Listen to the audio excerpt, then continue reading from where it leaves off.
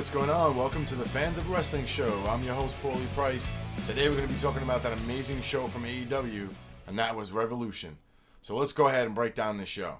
Alright, the first match of the night was Jake Hager versus Dustin Rhodes. I was actually really looking forward to this match. It started out great. These guys have kind of a history. They did wrestle together in WWE a little bit, but we haven't seen Jake Hager or Jack Swagger, whatever, in a wrestling ring for quite some time. So we got to see him do some MMA things too as well, which was pretty cool. But one of my favorite parts, of course, because it was just hilarious and everything, is when in the beginning of the match, when Jake Hager was coming out of his intro, he went over to the side and he went by his wife and he was kind of making out with his wife.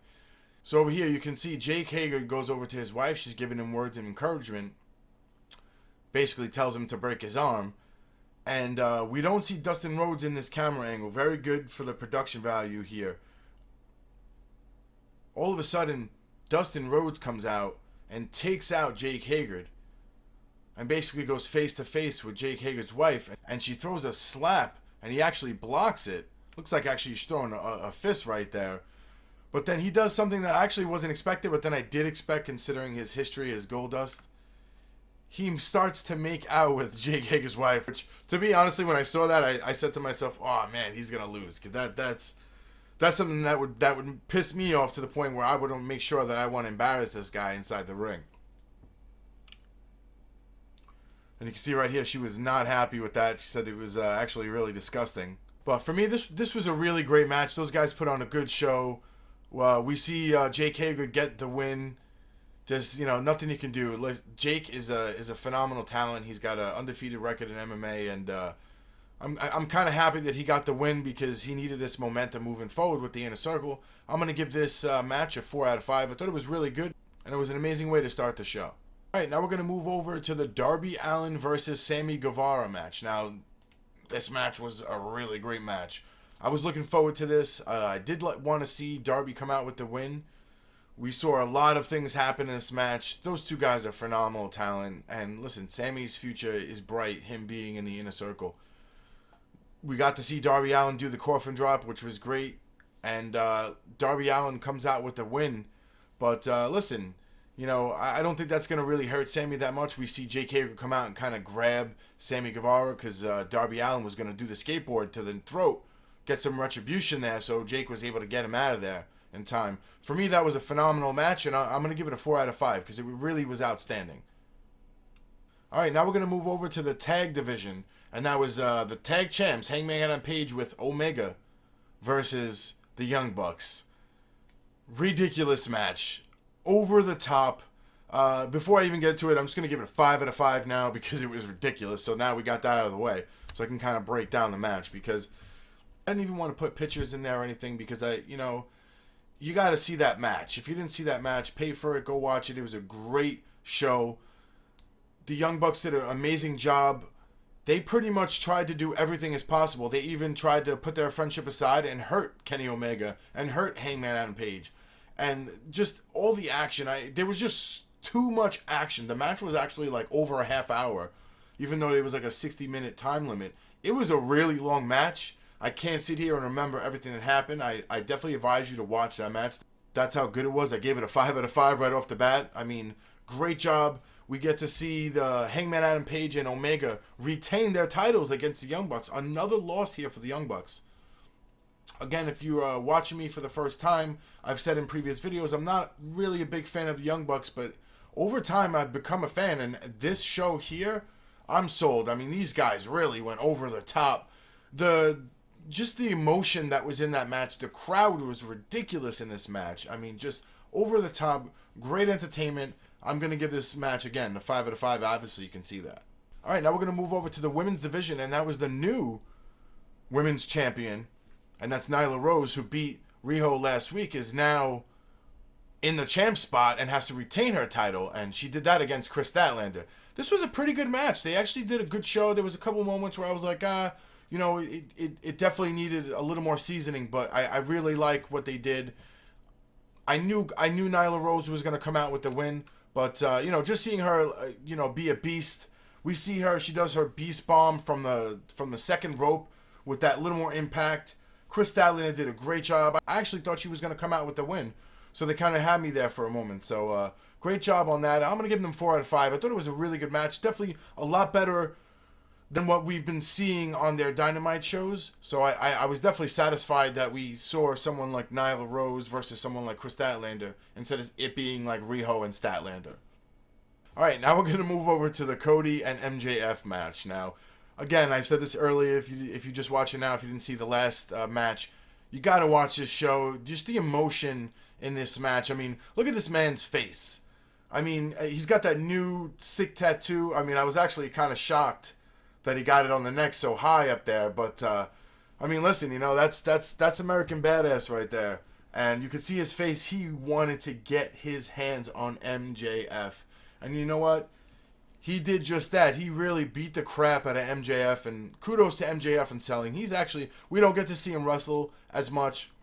I do watch him a little bit in MLW because I just want to see more about him. I like to study a guy as well as he is while on the mic. That guy is great.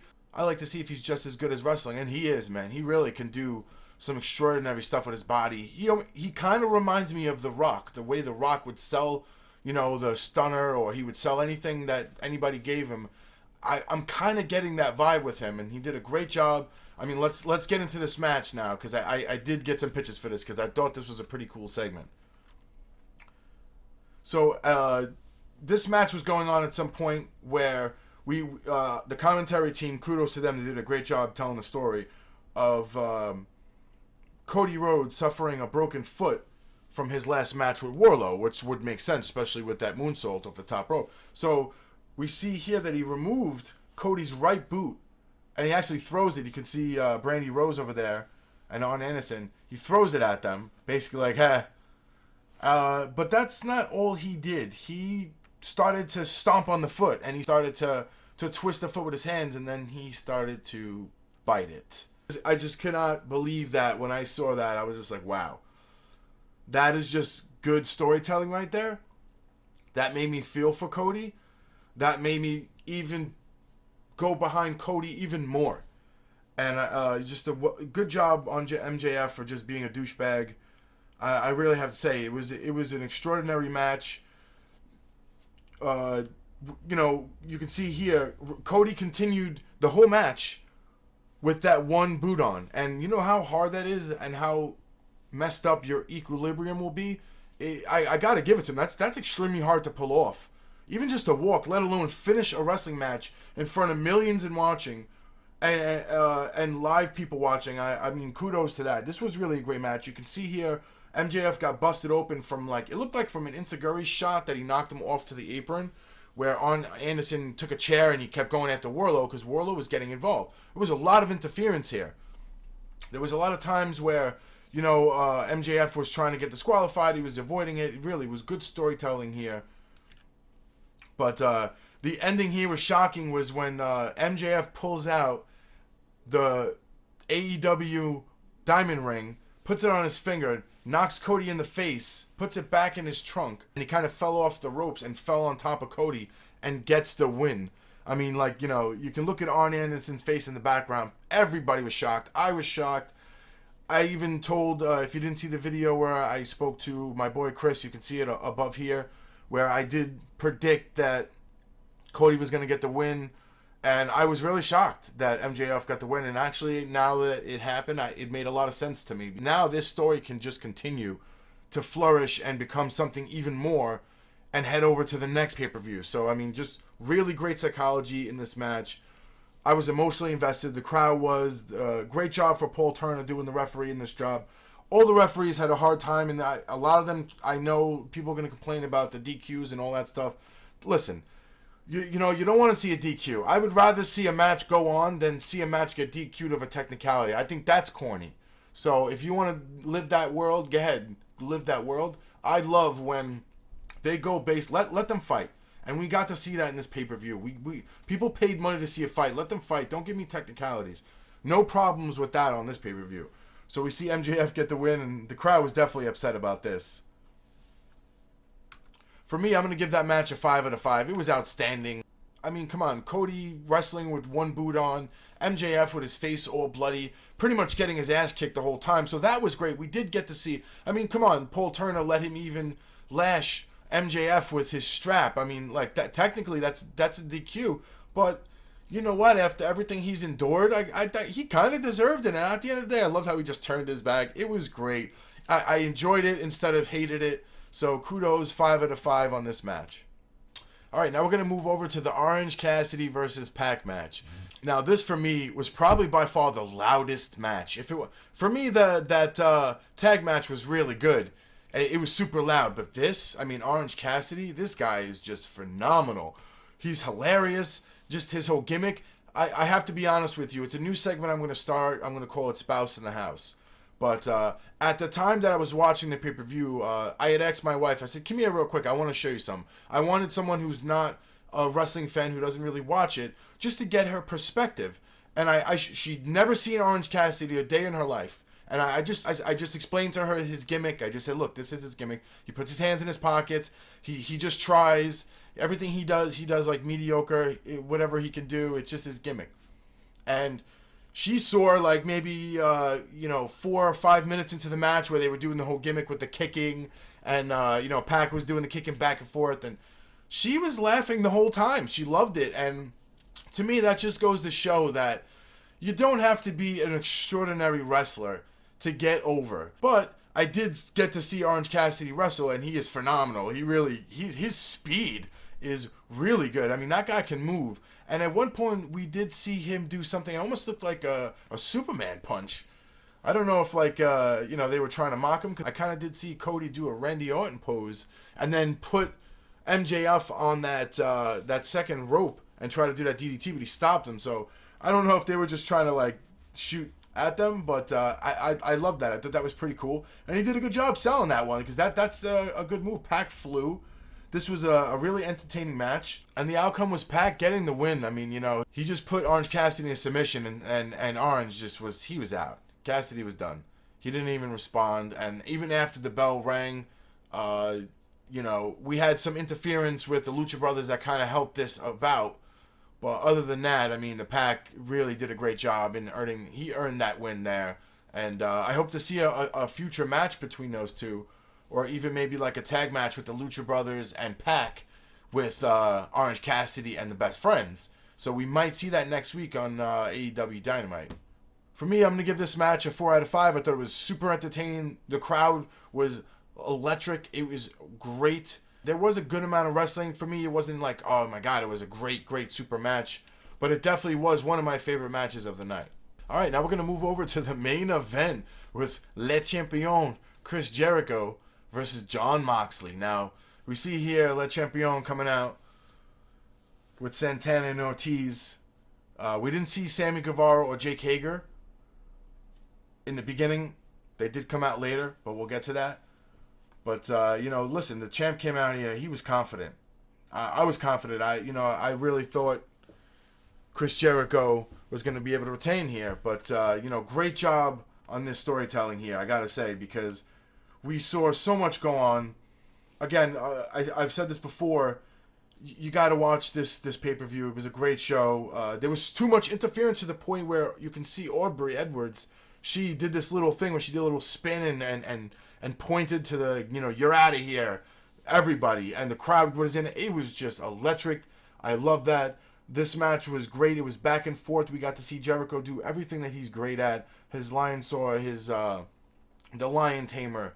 I mean, he really he went all in on this match, Jericho, and I love that about it.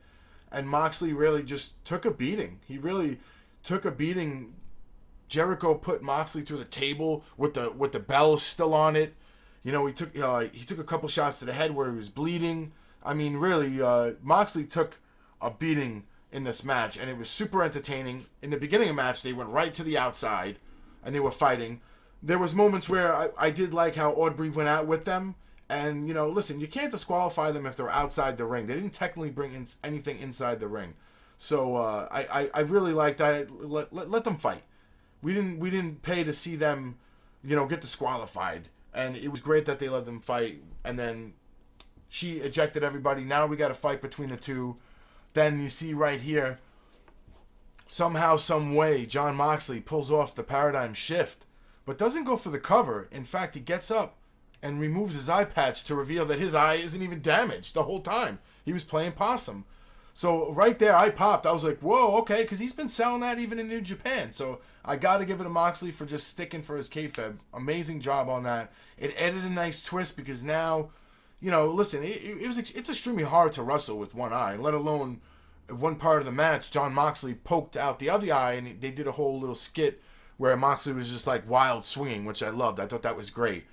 And then he pulls another paradigm shift, pins the champion with a good leg lock there, and is the new AEW champion. And that shocked me, man. I really did not expect Jon Moxley to come out with the win. I was kind of hoping for Jericho to come out with the win to taunt a little bit. I thought maybe we would have a false ending, and it would lead to another pay-per-view where Moxley would get that clean win. But listen, they didn't want Moxley to lose. And to be honest with you, on my video, again, you can click above here, I predicted that Jericho would win. But after I heard Jon Moxley's speech, which I loved here too, right after the match when he won, he's like, oh, come here. And they threw a shirt to him, and he pulls out, and he has his Jon Moxley championship shirt. I love that. Actually, it gave me a world championship feel when they win the World Series or the championship game. It gave me that vibe, and I love that how AEW mixes real sports in there with the press conferences and all that stuff. Great job on that, man. I really love that. And we really heard from the heart of Jon Moxley how he said the fans, he thanked all the fans, he thanked me personally. So, thank you, Jon, because you really, I've been following you since WWE, and to the point where I went back and studied you in CZW, because I just love going back and watching people. And a guy like Jon, he deserves this, man. He really, he wanted to be who he was, and he's getting to do that. And I'm going to say this now. I think that next week, this Wednesday, might be the first time that AEW Dynamite may break the 1 million viewer mark. They may do this now, because think about it. For people that didn't get to watch Revolution and heard about Jon Moxley being the champion and were excited about that, they're going to want to see highlights. They're going to want to see a little bit, more of the future now, because we know Jon's going to be a fighting champion. So for me, I'm going to give this match a 5 out of 5. I wish I can give it a 10 out of 10, but 5-star match. So that's what it represents. 5 out of 5. Great job, Chris Jericho, the Inner Circle, everybody. Sammy Guevara came in and used the title right before Jon Moxley won. Almost thought that Chris Jericho was going to win with that. We're going to break down the whole show. We're going to start with the ref rating. I'm going to give the refs a 5 out of 5. They did a phenomenal job in this show. They had a lot on their hands. Paul Turner, Bruce, Knox, Aubrey. He's by far one of my favorite referees in the business. Great job, 5 out of 5. The match card rating, 5 out of 5. I think everybody knows what pretty much it's going to be. But, the way they lined everything up, just the storytelling was great, 5 out of 5. Production value, 5 out of 5. Great job. Commentary team was amazing. And for the overall show rating, I don't know if anybody's going to guess this one, but I'm going to give it a 5 out of 5. It was an inevitable. This was going to be a great show. It just was such a great card, and I was actually happy to be a part of it, because just watching it made me feel like I was there, because I invested my time in the show. And to be honest with you, I'm going to say this and not feel ashamed about it, but it probably was one of my favorite pay-per-views in a very, very long time. I enjoyed it from start to finish, and I wouldn't have changed anything, and I thought they did an amazing job. Thanks so much for watching. Oh, also, if you see something sketchy, call these guys at CATCHY. They'll take care of you and make sure that all your problems will go away. That's 718-395-7500. 718-395-7500. And if you have an issue with my ratings or reviews, I really don't care. Because at the end of the day, what do I know? I'm just a fan.